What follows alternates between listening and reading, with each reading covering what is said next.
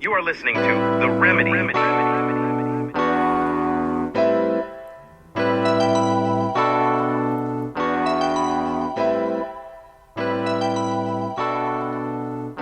everybody, welcome back to The Remedy. Glad you guys are here today. I got a great short segment show for you this morning. I'm glad you guys are dropping in wherever you are. I know everybody's trying to get themselves together, but hopefully this message will play throughout your day in the back of your head. And so, hey, I want to piggyback off a concept or the message that I was kind of out there with yesterday about this whole control factor, this whole control thing, and how it gets triggered and what happens. But more importantly, we need to get into the anger behind this and talk about some of its unfriendly cousins that follow anger. You know, the temper, the acting out, you know, all those sort of things, the stubbornness. See, these are all byproducts of the anger, you know, and it's just kind of built and designed to get you more entangled in a lot of this negative stuff. So actually, you don't feel like there's any way out. But I want to get into more of the inside notion of how do you stop anger from overtaking you, and how does your temper, you know, play in a part of it. Now, understanding the temper is just getting inside of what makes your gauge go up, my temper, what makes your temperature rise, what makes you get cranky. Your temperature is like in your car, the lack of water. So if you don't have a lot of water in your car, the temperature in your car will rise because the car needs to have some inner cooling system. Some inner cooling system needs to be put in you that doesn't allow your temperature to go up as quickly, resulting into your anger, the overheating. See, so this temperature and temper and anger and then angry outbreaks or angry outcomes and stuff are all so delicately, kind of intricate to each other. They're intricate to each other. I said intricate. That's a funny word. Intricate to each other. They all play off of each other in a very distinct way, because when you can control one, then you've kind of got the handle on the others. Because if you can get one kid to play nicely, then the other kids, if he gets rewarded for playing nicely, will follow along. This is kind of what you have to kind of teach yourself here, is that if I can get my temper in order, then my anger is not as affected, which means my angry outcomes, what I do when I get angry, is reduced. Kind of that measure of, if I can take care of one, then I can take care of another. Similarly, when you see people who plant gardens and stuff, first they have to take care of the ground. They just can't go and start shoving vegetables and stuff or whatever in the ground and expect it to grow. First they have to till the ground. That means they turn the ground over to collect the new nutrients that's inside the ground. They're turning it over. They're doing all the work on the ground first, because that is where the actual growth is going to take place. So they know it doesn't happen in soil that hasn't been taken care of or soil that hasn't been enriched, right? And we have to kind of look at ourselves in that same manner. How have we enriched ourselves to be able to support, right, better temperament? So some of the things that I teach and that I talk about in sessions with clients and where we're trying to get to the root of the symptoms. Well, we know the symptoms, but we're trying to get to the root of like the irritants, because it can't be everything. That's just too much. Some people say, oh, it's everything gets me upset. And then if they say that, I just kind of shut down, because I'm like, that can't be. Everything can't. What about things that you do for yourself or things that you like to do? So, it can't be everything. There's one or two maybe specific things that piggyback off of one another that get other things going, which makes it seem like it's everything. But if we could really get honest with yourself, it comes down to one small or one large factor that moves this in the other direction, I mean, it's not hard to suspect, what kind of does that and where that develops, right?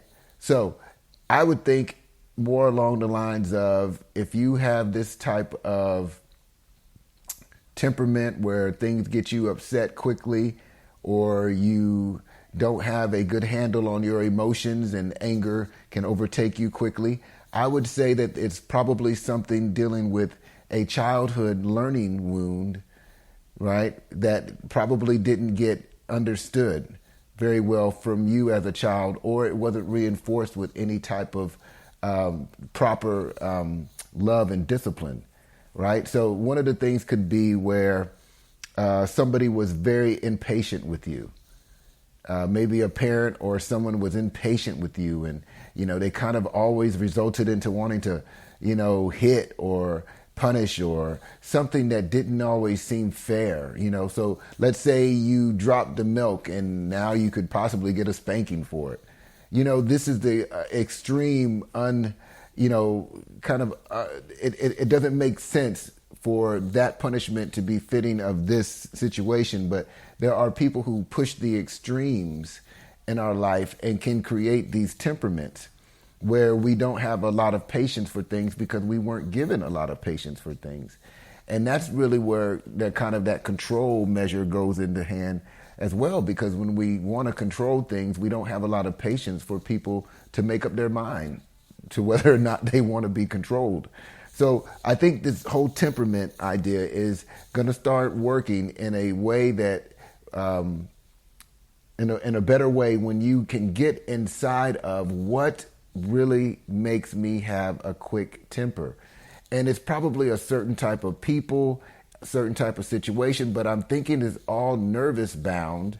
See, it's all from the nerves that weren't settled when you were younger because you were being pushed and kind of, positioned in situations where there was no patience, right? So you maybe had to take care of your younger brother and you're like 7 and you don't know what's going on. And then you have a parent that comes in and almost complains to you for not doing something correctly when you're not responsible for that.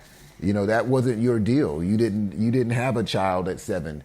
And so the parent who is becoming upset with you for not doing it correctly is now displaying that kind of behaviors of, oh, if you can't do anything right, and that could get to a point where it changes your temperament.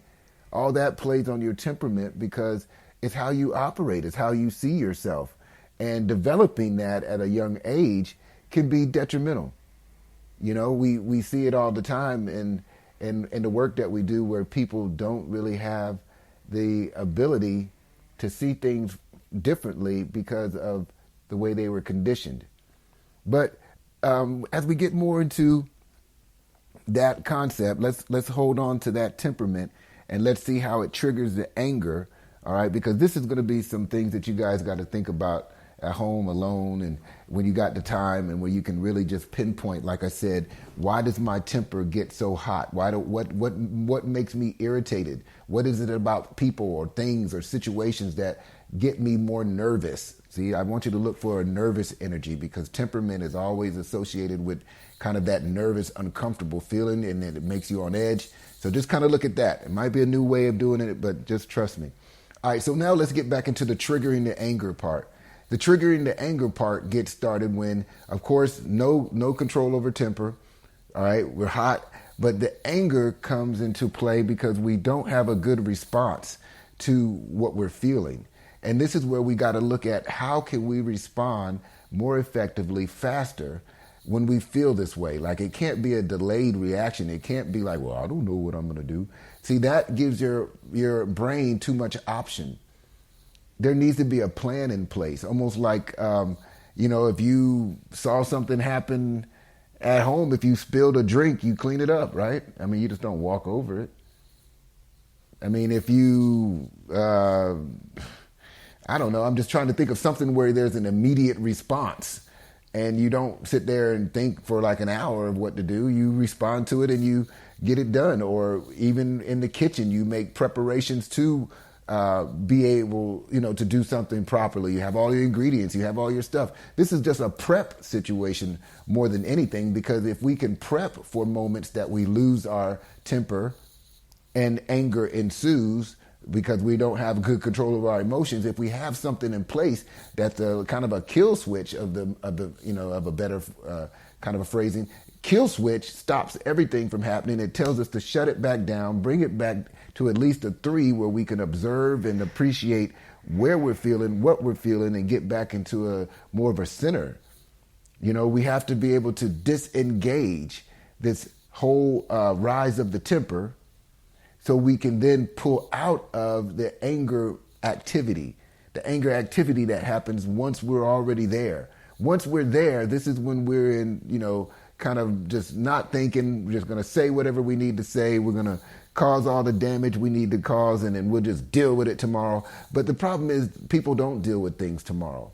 They take it and they carry it for about 6 or 7 or 10 years. And then it ruins lives. It ruins your life because anger unchecked leads to situations in your body. If you're physiologically, your body responds to stress in those moments very, very secretly but deeply.